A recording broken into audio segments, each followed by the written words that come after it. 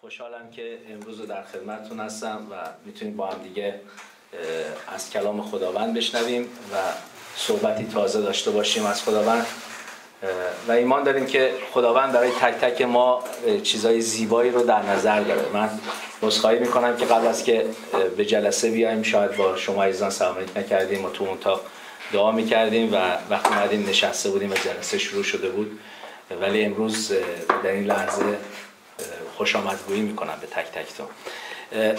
میخوایم نگاهی بکنیم به دوره‌ای رو که شاگردان درش قرار گرفتن و این دوره امروز میتونه برای زندگی ما وجود داشته باشه که طبیعتاً هم وجود داره. یه دوره‌ای که البته من اگه اجازه بدین بعد اگر شما داخل لپتاپ داشتید در غیر این صورت هیچی، انجیل یوحنا باب 20 از آیه 24 تا 29 رو اگر داشتین بندازید، اگر نه که هیچ مشکل نداره، ما از روی یک چیز میخونیم، هیچ مشکل نداره. فکر کنم شاید داخل لپتاپ چیزشو داشته باشیم که کتاب مقدس رو داشته باشیم، مشکل نداره. بس با هم میاریم و به وقتش بهش نگاه خواهیم کرد. میتونین همینجور که گوش میکنید انجیل یوحنا رو هم باز کنید از باب 20 آیات 24 تا 29. خب به این شکل شد که روز جمعه ای رسید، روزی که همه چیز سیاه شد، روزی که تمام افکار در ناامیدی به سر رفت، روزی که همه در ناامیدی به همدیگه نگاه کردن و یک سوال کردن: خدا کجاست؟ مسیح چی شد؟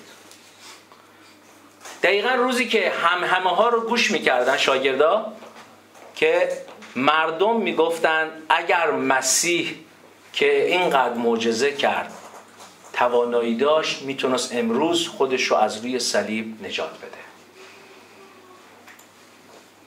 دقیقا 12 شاگرد و حواریون در کنار صلیب با تمام ناامیدی ها و باورهای شکسته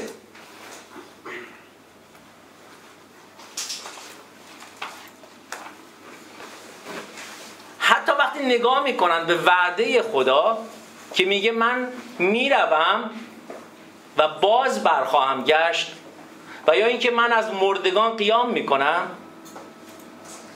ولی اون اتفاقی که بر روی صلیبه و نگاهی که به روی صلیب میندازن و جسم بیجانی رو که به روی صلیب میبینن، حتی اون وعده ها هم برای فکرشون چه کاری رو انجام نمیده. اینقدر اونا پایین، خمیده، ترسیده و خودشونو از دست رفته میبینن که حتی از اون مکان فرار میکنن و حتی از یهودیان و یونانیان فرار میکنن و به جاهایی میرن که نتونن کسی اونا رو بشناسن و پنهان میشن. جمعه‌ای که همه چیز سیاهه، جمعه‌ای که همه چیز تاریکه و تموم شده.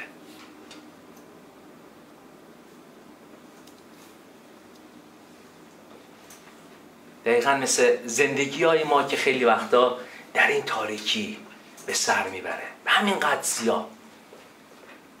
پس اینقدر مسیح کجاست؟ چی شد؟ و سوالا رو به ذهن ما میاره، حرفا رو تکرار میکنه. ما امروز اینجا در مورد توما صحبت میکنیم و بعد از ظهر در مورد پتروس صحبت خواهیم کرد و دو شخصیت متفاوت رو در امروز نگاه میکنیم و دو دیدگاه مختلف رو بهش نگاه میکنیم که ما به عنوان مسیحیان امروز در چه مقطعی از زندگی قرار داریم. توما رو برای اینجا انتخاب کردم چون که ما در این کلیسای نوعی هستیم و تقریبا اکثریت ما اشخاصی هستیم که تازه داریم در حقیقت مسیح جستجو میکنیم. توما یکی از 12 شاگرد مسیح بود که در طی 3 سال خدمت عیسی مسیح با شاگردان و شخص خود مسیح زندگی میکرد و حتی زمان مرگ و مصلوب شدن و شلاق خوردن و زجر کشیدن و درد کشیدن مسیح در کنارش بود.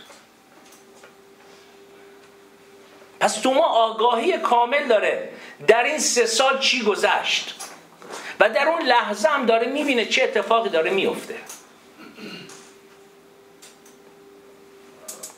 چیزای زیادی دیده بود و یاد گرفته بود.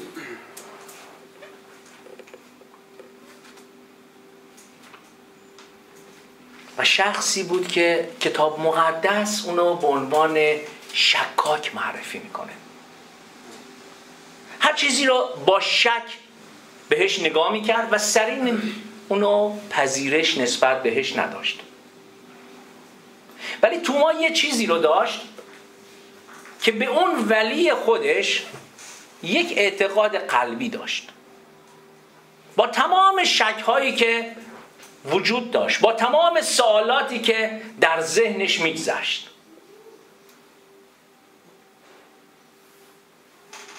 توما با خودش رودرواسی نداشت.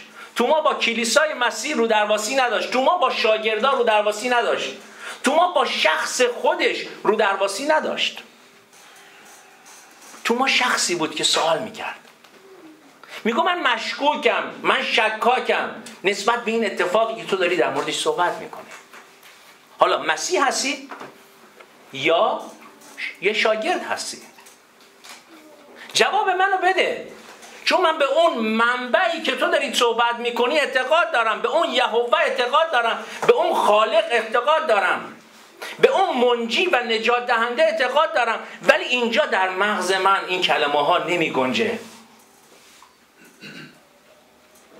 برای همین یوحنا میاد باب 20 در این قسمت در خصوص صحبت توما می نویسه. توما اشاره میکنه، میگه وقتی که پیداش میشه و جالبه زمانی که مسیح بر شاگردا ظاهر میشه توما اونجا حضور نداشته. علتشو یوحنا برای ما ننوشته، ولی اینو مشخص کرده که اون لحظه اونجا نبوده.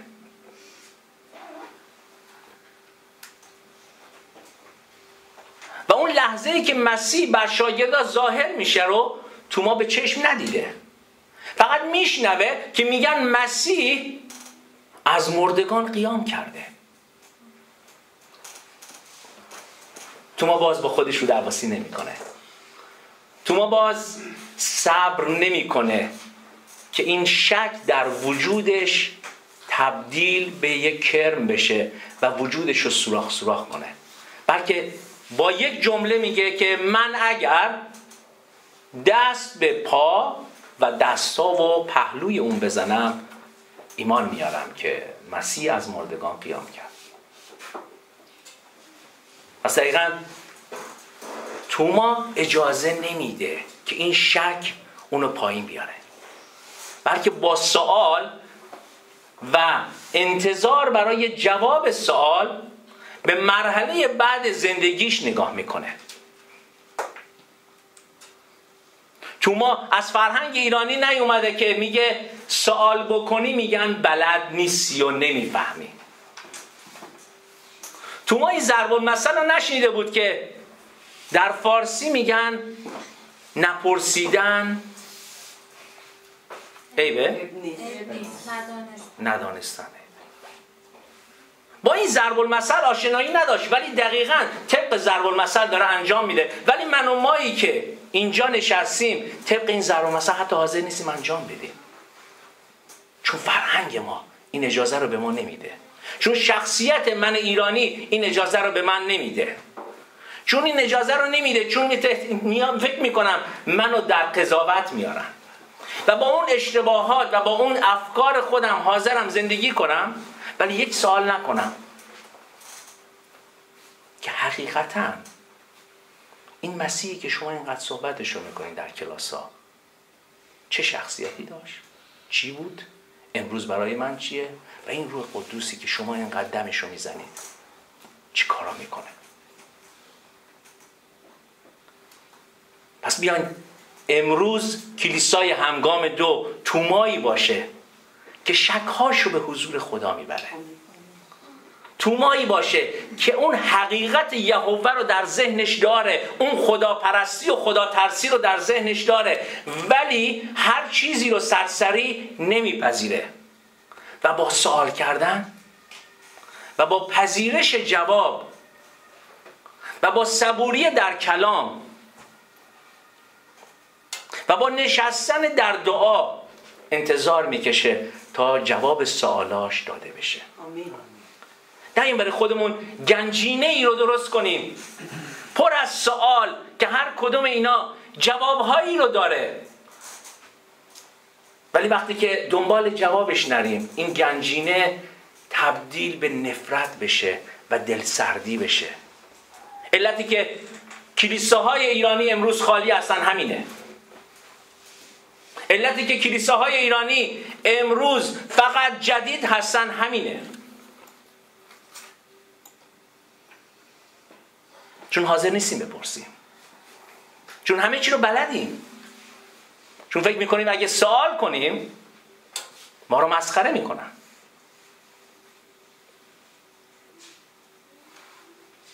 اگر امروز میخوای شاگرد مسیح باشی بیا شخصیت توما رو با خودت ببر. در این 40 روزی که مسیح با شاگردا بود و زندگی کرد، دقیقاً زمانی رو که ما درش داریم سپری میکنیم. از لحاظ تاریخی و زمانی میگم، نه از لحاظ دوره زندگی. بیایم مثل توما باشیم و سوالامونو بکنیم. به پنتیکاست داریم نزدیک میشیم. برای پنتیکاست و اون اتفاقی که در روز پنتیکاست افتاد نیاز داریم که جواب بخشی از سوالامونو گرفته باشیم. نیاز داریم که ملاقاتی کوتاه با خود خداوند داشته باشیم تا آماده باشیم به عنوان یک ظرف ترک نخورده و یک ظرف سالم و حقیقی که برای نزول خداوند در روز پنتیکاست، برای اون آشنایی عمیق که کلیسا در موردش صحبت میکنه، چیزی رو که شاید تا به امروز تجربه نکردیم ولی کلیسا بارها میگه بیا و بچش و تجربه کن. نگاه به کنار دستی و بغل دستیمون نکنیم، نگاه به جلو و پشت سر نکنیم که در مورد من چه صحبتی میکنن. نگاه به این بکنیم که آیا حقیقتاً خدا ترسی و در جستجوی خدا بودن در من هست؟ اگر هست بپرسیم.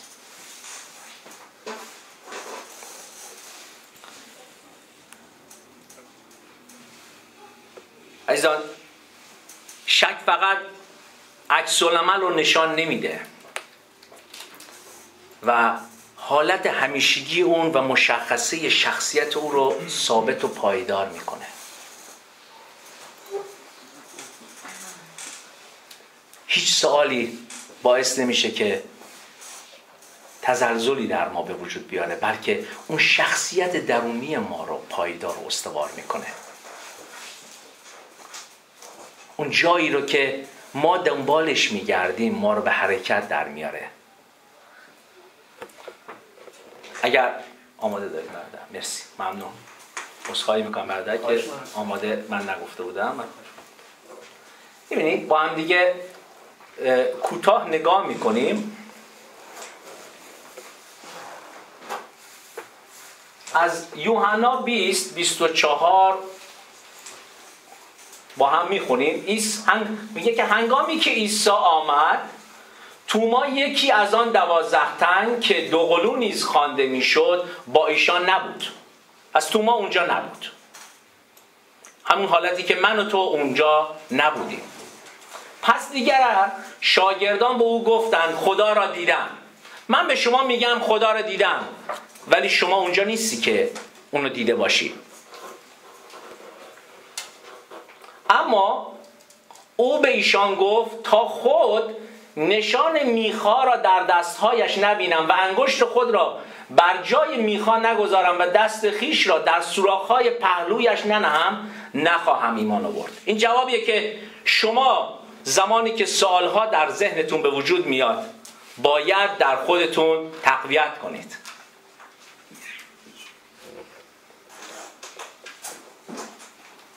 توما به او گفت خداوندم. هم درست میخونم برادر؟ ادامه رو چند؟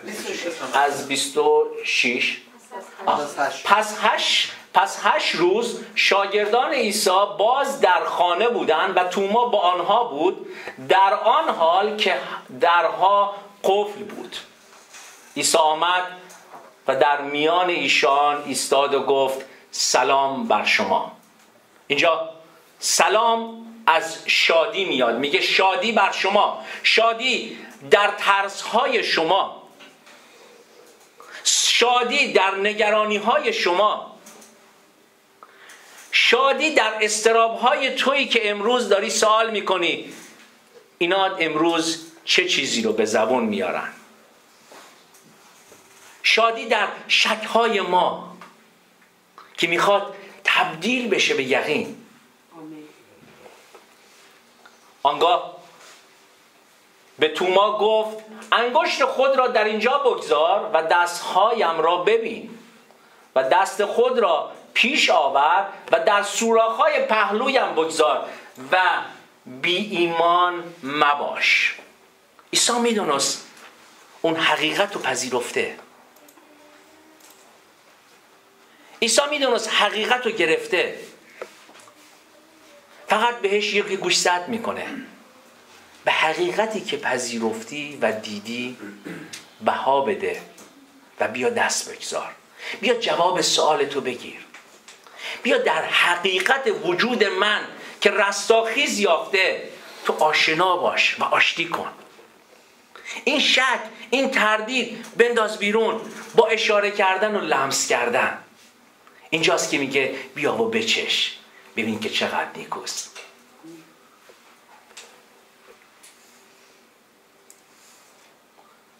توما به او گفت خداوند، خداوند من، خدای من. عیسی گفت آیا چون مرا دیدی ایمان آوردی؟ خوشا به حال آنانی که نادیده ایمان آوردن. بذارید همینجا این آیه رو برای شما مشخص کنم که برداشت اشتباه از این آیه نکنید. ما همیشه میخوایم شخصی باشیم که نادیده ایمان میاریم، چون اگه فکر میکنیم اگر بگیم من ندیدم و حالا برای من توضیح بده، میخوان به ما بگن تو بی ایمانی. مثل دقیقا زمانیه که اشیاء ربانی رو میذاریم و حتی به اون باور نرسیدیم ولی بلند میشیم و میگیریم، چون میگیم نکنه بغل دستی نسبت به من فکر اشتباهی بکنه. پس این تعارف و رودرواسی رو در خودمون به وجود میاریم و از این آیه به عنوان آیه شخصیتی خودمون استفاده میکنیم، نه حقیقتی که عیسی مسیح اینجا داره به توما میگه. توما صحبت اینه نمیکنه که اگر ندیده بودی ایمان میوردی درجه 1 بودی، چون عیسی میدونه 12 شاگرد با 12 شخصیت و 12 ترفند و 12 فکر. عیسی با این آگاهه. عیسی شخصیت یوحنا رو میشناسه، شخصیت پتروس رو که باز در شکهاش و در ترسهاش زندگی میکنه رو میشناسه. عیسی تک تک شاگردا رو همون جوری که هستن میشناسه و توما رو هم به این شکل میشناسه. و فرقی بین توما و یوحنا و پتروس و غیره قرار نداده، بلکه این آیه تشویق کننده اونه که همون جوری که اون حقیقت رو در نظر داری و برای اون حقیقت داری پرس میکنی، سوال میکنی، تو باز شاگرد من هستی. توما چون جواب سوالش رو دریافت کرد، میبینیم که در هند چه اتفاقایی برای اون افتاد، چه خدمت‌هایی رو انجام داد. حالا اگر توما به جواب سوالش نرسیده بود، امروز اگر من و تو به جواب سوالمون نرسیم، فردا تو خیابون همدیگر رو میبینیم و همدیگر رو نمیشناسیم، بدون رودرواسی، بدون تعارف. حداقل 18 سال توی این کشور اینو ما تجربه کردیم. پس بیاین اگر میخوایم در اون قوت بگیریم، اگه میخوایم به اون واقعیت درونش که داریم براش وقت میگذاریم، چه در پروسه 6 ماهه و چه در پروسه 1 ساله‌ای که همدیگر رو میبینیم، به این سوالا جواب بدیم توی ذهنمون، تا مثل تومایی باشیم که خدا اون استفاده کرد برای هند، شما رو استفاده کنه برای زندگی شخصی خودت. برای من این از همه چی مهمتره، تا بگم تا شما رو استفاده کنه برای وین، شما رو استفاده کنه برای زندگی شخصی خودت، برای روابط شخصی خودت با خانواده و با اطرافیات. تا این قسمت شکل نگیره، تومایی وجود نخواهد داشت. تا این قسمت شکل نگیره، اون اتفاق در هند و غیره به وجود نخواهد آمد و نمی اومد. تا این اتفاق به وجود نمی اومد، توما وارونه مصلوب نمی شد. پس عزیزان در نظر داشته باشید که من انسان امروز در کلیسا با سوالهای زیاد آمدم و با شکهای زیاد مثل توما، ولی میخوام در شخصیت توما شخصیت خودم رو پیدا کنم و بدون تعارف و رودرواسی، حتی با عیسی مسیح، حتی با خداوند یهوه، به اون نتیجه مطلوبی که خدا برای من داره برسم. یعنی صلیب، مصلوب شدن، مرگ، قبر و رستاخیز و بازگشت ثانویه و هدیه‌ای که امروز به ما داده که روح قدوس خداونده. بیایم سرهامون رو خم کنیم و برای این قسمت دعا کنیم که بتونیم هر کدوم ما در اون شخصیت اشتباهی رو که از کشور، خانواده و فرهنگ گرفتیم بتونیم قیام کنیم.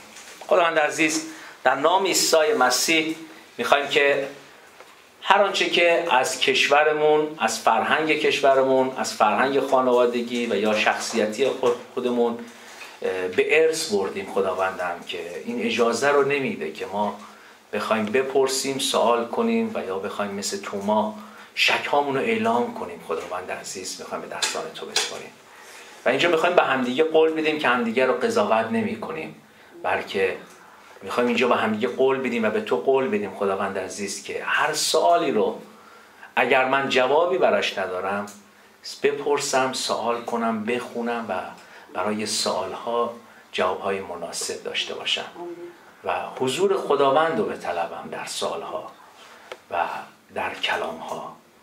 و خداوند عزیز باشد که اون حقیقتی رو که دنبال میکنیم خداوندم در ذهن ما با شک‌ها و سوالهامون گم نشه، بلکه خداوند عزیز با دریافت جوابها قوتی تازه بگیره خداوندم، چون میخوایم شاگرد تو باشیم، چون میخوایم اول برای زندگی خودمون مفید باشیم و برای زندگی خانوادهمون و بعد خداوند عزیز برای جامعهمون. این خداوند عزیز شخصیتی که ما میخوایم در تو داشته باشیم، اون شخصیت کاذب رو میخوایم به تو بسپاریم و شخصیت حقیقی که تو به ما هدیه میخوای بدی رو خداوندم بپوشیم و درش زندگی کنیم. تا باشد که خداوندم طول زمانی که ادامه داره تا به اون روز پنتیکاستی که باز درش صحبت خواهیم کرد خداوندم و اون نزول روح القدس تو که درش صحبت میکنیم که امروز در بین ما ساکنه خداوند عزیز، بتونیم درک کنیم و بتونیم باهاش زندگی کنیم خداوندم، بچشیم و لذت ببریم از اون روح قدوس تو و با شادی که کتاب مقدس درش صحبت میکنه بتونیم قدم هامون رو استوار کنیم و راست کنیم و در تو در خوشی روحانی به سر ببریم. با شکرگزاری در نام عیسی مسیح به حضور تو اومدیم متعلقیم. آمین. خدا بر تک تک شما برکت بده و این نصیحت رو به عنوان هر چیز میخوایم بپذیرید، به عنوان دوست، به عنوان برادر، به عنوان خادم، ولی مطمئن باشید که این نصیحتی نیست که ما باهاش بجنگیم و نتیجه‌ای بگیریم، چون هیچ وقت ما از نصیحت‌ها نتیجه مطلوبی نگرفتیم، ولی میتونیم اینو به عنوان هر چی که خودتون فکر میکنید برای شناخت بیشتر اون استفاده کنیم. ممنون و سپاسگزارم که